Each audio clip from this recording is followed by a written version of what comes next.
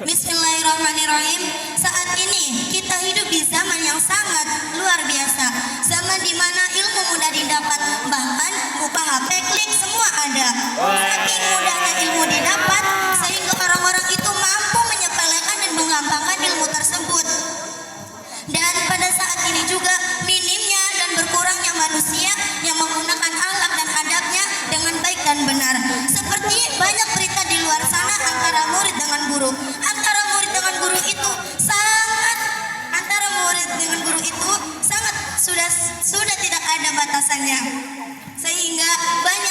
Sehingga sudah ada murid yang berani menjambak gurunya, ada murid yang berani melaporkan gurunya saat dirinya sedang ditegur. Maka patutlah bersyukur kita yang ada di dalam pondok pesantren.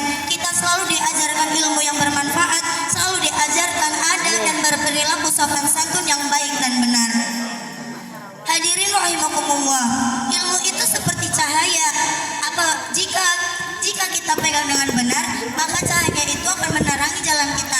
Tetapi jika tidak dibarengi dengan adab, maka cahayanya itu bisa redup, bahkan bisa juga hilang keberkahannya.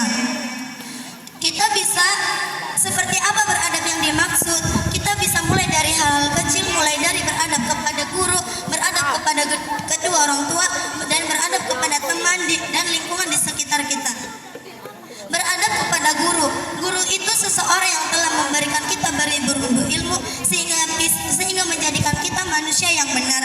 Maka jagalah lisan kita, jagalah sikap kita, dan jagalah perilaku kita saat kita sedang di hadapan seorang guru. Jangan malah ketika seorang guru sedang menyampaikan ilmu seakan-akan kita itu tidak membutuhkannya dan malah mengabaikannya. Percuma kita pintar tapi tidak hormat terhadap guru. Percuma kita hafal banyak materi tapi masih suka meremehkan kepada kedua orang tua. Hormat kepada kedua orang tua itu penting, sangat penting. Hormatmu kepada gurumu harus bisa kau imbangi hormatmu kepada kedua orang tuamu, dan menghargai gurumu harus bisa kau imbangi menghargai kepada kedua orang tuamu. Guru mengajari kita banyak ilmu agama, bahkan bukan hanya ilmu agama, tetapi ilmu bagaimana cara kita menata hidup, bagaimana cara mengolah kehidupan kita sehari-hari sehingga kita bisa menjadi manusia yang tertata rapi. Tapi kedua orang tua lah yang selalu mengajari kita makan, minum, dan berjalan saat kita kecil sehingga kita beranjak dewasa. Maka